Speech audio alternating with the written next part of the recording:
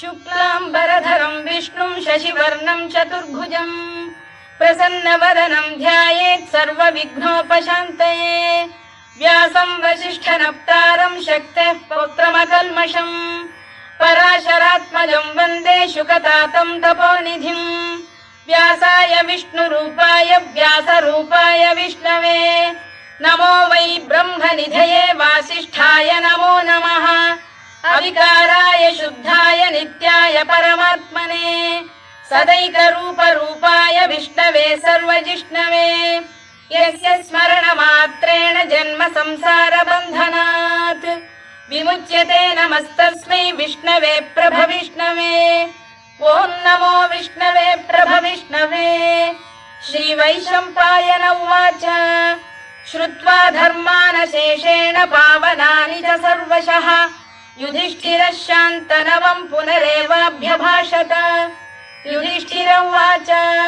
किमेकं दैवतं लोके किं वाप्येकं परायणम् स्तुवन्तः कङ्कमर्चन्तः प्राप्नुयुर्मानवा शुभम् को धर्मः सर्वधर्माणां भवतः परमो मतः किं जपन्मुच्यते जन्तुर्जन्म संसारबन्धनात्। श्रीभीष्म उवाच जगत्प्रभुं देवदेवमनन्तं पुरुषोत्तमम् स्तुवन्नाम सहस्रेण पुरुषः सततोत्थितः तमेव चार्चयन् नित्यं भक्त्या पुरुषमव्ययम् ध्यायन् स्तुवन् नमस्यं च यजमानस्तमेव च अनादिनिधनं विष्णुं सर्वलोकमहेश्वरम् लोकाध्यक्षं स्तुवन् नित्यं सर्वदुःखातिगो भवेत् ब्रह्मण्यं सर्वधर्मज्ञं लोकानां कीर्तिवर्धनम् लोकनाथं महद्भूतं सर्वभूतभवोद्भवम् एष मे सर्वधर्माणां धर्मोऽधिकतमो मतः यद्भक्त्या पुण्डरीकाक्षं स्तवैरच्चेन्नरः सदा परमं यो महत्तेजः परमं यो महत्तपः परमं यो महद्ब्रह्म परमं यः परायणम्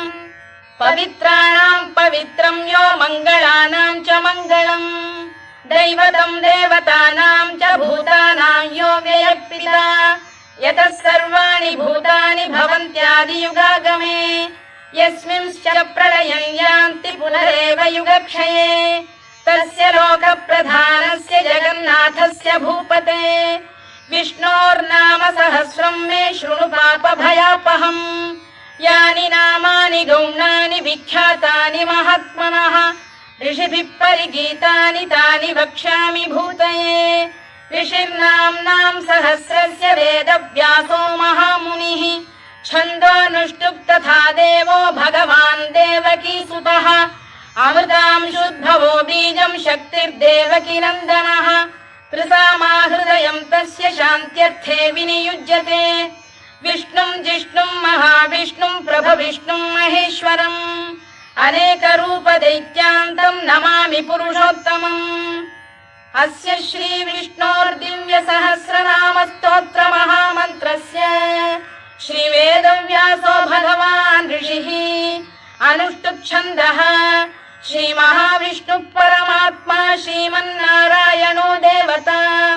अमृतांशुद्भवो भानुरिति बीजम् देवकी नन्दन श्रेष्ठेति शक्तिः उद्भवः क्षोभणो देव इति परमो मन्त्रः शङ्खबृन्नन्दकी चक्रीति कीलकम् शार्ङ्गधन्वा गदाधर इत्यस्त्रम् रथाङ्गपाणिरक्षोभ्य इति नेत्रम् त्रिसामासामरः सामेति कवचम् आनन्दं परब्रह्मेति योनिः ऋतुः सुदर्शनकार इति दिग्बन्धः श्रीविश्वरूप इति ध्यानम् श्रीमहाविष्णुप्रीत्यर्थे सहस्रनाम जपे विनियोगः ध्यानम् क्षीरोदन्वत्प्रदेशे शुचिमणिविलसत्सैकते मौक्तिकानाम् मालाक्लुप्तासनस्थस्फटिकमणिनिभैर्मौक्तिकैर्मण्डिताङ्गः शुभ्रैरभ्रैरदभ्रैरुपरि विरचितैर्मुक्तपीयूषवर्षैः आनन्दीनः पुनीयादरिनलिन गदा शङ्खपाणिर्मुकुन्दः भूः पादौ यस्य नाभिर्वियदसुरनिलश्चन्द्रसूर्यौ च नेत्रे कर्णावाशा शिरोद्यौर्मुखमपि दहनो यस्य वास्तेयमब्धिः अन्तस्थं यस्य विश्वं सुरनरखगो भोगि गन्धर्व दैत्यैः चित्रं रम्यते तं त्रिभुवन वपुषं विष्णुमीशं नमामि। ॐ नमो भगवते वासुदेवाय। शान्ताकारं भुजगशयनं पद्मनाभं सुरेशं विश्वाधारं गगनसदृशं मेघवर्णं शुभाङ्गम् लक्ष्मीकान्तं कमलनयनं योगिधृध्यानगम्यं वन्दे विष्णुं भवभयहरं सर्वलोकैकनाथम्। मेघश्यामं पीतकौशेयवासं श्रीवत्साङ्कं कौस्तुभोद्भासिताङ्गम् पुण्योपेतं पुण्डरीकायताक्षं विष्णुं वन्दे सर्वलोकैकनाथम्। नमः समस्तभूतानामादिभूताय भूभृते अनेकरूपरूपाय विष्णवे प्रभविष्णवे सशङ्खचक्रं सकिरीटकुण्डलं सपीतवस्त्रं सरसीरुहेक्षणं सहारवक्षस्थलशोभिकौस्तुभं नमामि विष्णुं शिरसा चतुर्भुजम्। छायायां पारिजातस्य हेमसिंहासनोपरि आसीनमम्बुदश्याममायताक्षमलङ्कृतम् चन्द्राननं चतुर्बाहुं श्रीवत्साङ्कितवक्षसम् रुक्मिणी सत्यभामाभ्यां सहितं कृष्णमाश्रये।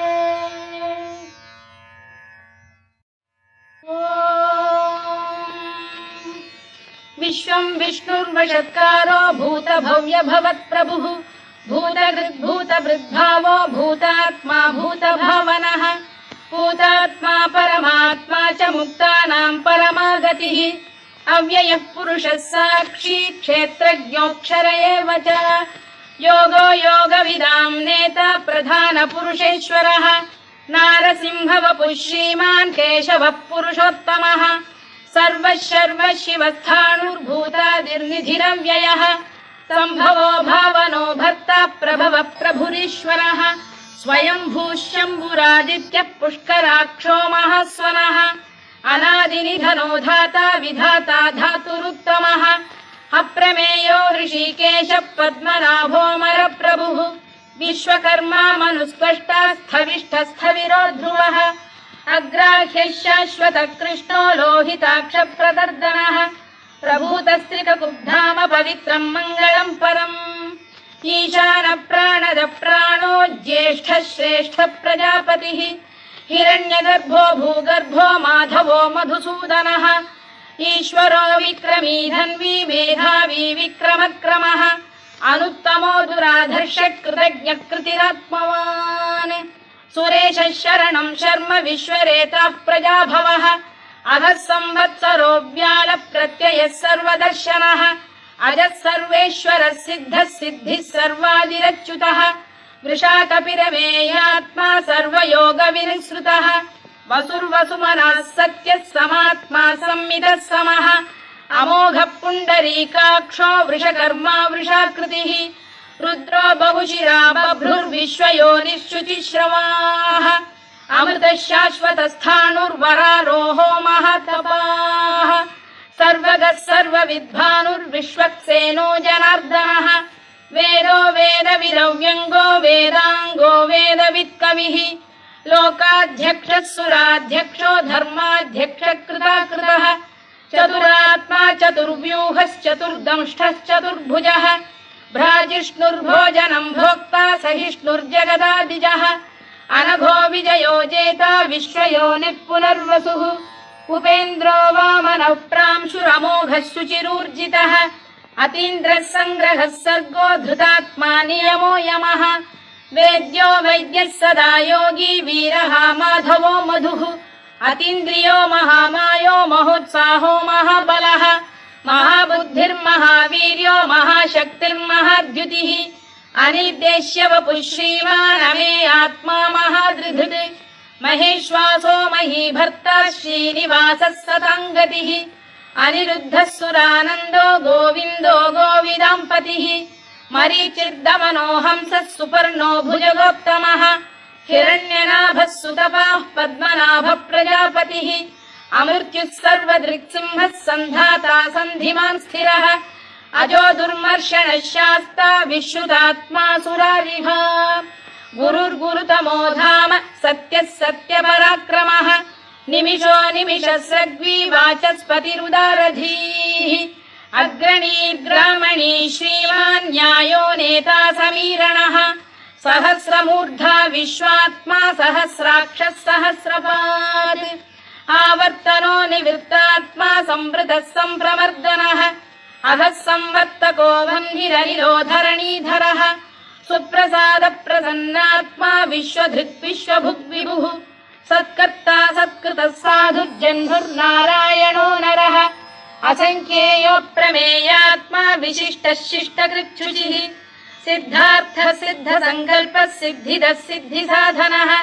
वृषाही वृषभो विष्णुर्वृषपर्वा वृषोदरः वर्धनो वर्धमानश्च विविक्तः श्रुतिसागरः सुभुजो दुर्धरो वाग्मी महेन्द्रो वसुदो वसुः नैकरूपो बृहद्रूपः शिपिविष्टप्रकाशनः ओजस्तेजोऽब्जुदिधरः प्रकाशात्मा प्रतापनः ऋद्धस्पष्टाक्षरो मन्त्रश्चन्द्रांशुर्भास्करद्युतिः अमृतांशुद्भवो भानुः शशबिन्दुः सुरेश्वरः औषधम् जगतः सेतुः सत्यधर्मपराक्रमः भूतभव्यभवन्नाथः पवनः पावनो नरः कामः कामकृत्कान्तः कामः कामप्रदप्रभुः युगादिकृद्युगावर्तो नैकमायो महाशनः अदृश्यो व्यक्तरूपश्च सहस्रजिदनन्तजित् इष्टो विशिष्टः शिष्टेष्टः शिखण्डी नघुषो वृषः क्रोधः क्रोधकृत्कर्ता विश्वबाहुर्महीधरः अच्युत प्रतिथ प्राण प्राणदो वासवानुजः